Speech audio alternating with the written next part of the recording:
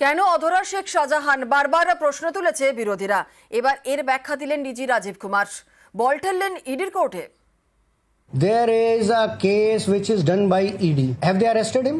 Now, second, the case which was registered by us, it has been stopped. The investigation has been stopped. They have gone and they have got it stopped. শিবুর গ্রেফতারিতে খুশি সন্দেশখালী। শান্তিতে ঘুমোতে পারবে সন্দেশখালী, দাবি সন্দেশখালীর মহিলাদের। শিবু হাজরা গ্রেফতার হয়েছে, ভালোই হয়েছে। কোনদিন ওকে না ছাড়ে ওই জেলের মধ্যেই থাকে। আর যে জনগণদের আমাদের যে শাস্তিগুলো দিয়েছে সেই শাস্তিগুলো যেন ও ওইখানেই পায়। জনগণ সবাই খুশি। কাল এখানে আনন্দ যা হবে না, মিষ্টি মুখ হবে। গ্রেপ্তার হয়েছে এর জন্য আমরা খুবই খুশি। আর কি রায় বেরোয় সেই অপেক্ষায় আছি। এখনো তো একজন বাকি থেকে গেছে, যে এদের উপরে যে যিনি হচ্ছে কি এদেরকে পরিচালনা করতেন সেই মানে হেড মাথাটাই তো এখনো বাকি থেকে গেছে। কার কথা বলছেন আপনি, স্পষ্ট করবেন? শেখ শাহজাহানের কথা বলছি।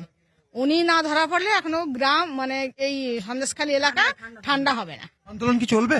হ্যাঁ, এখন চলতেই থাকবে। হ্যাঁ, চলতে, যতদিন না শেখ শাহজাহান ধরা পড়ছে ততদিন আন্দোলন চলবে। এর মতন খুশি আর হয় না। এদের জন্য আমরা বাইরে বেরোতে পারতাম না, এখন খুব খুশি, ভীষণ খুশি আমরা। সন্দেশখালীর লোক এবার শান্তিতে একটু ঘুমোতে পারবে। শিবু হাজরা হয়েছে, এবার সাধারণ শেখের গ্রেপ্তার চাই।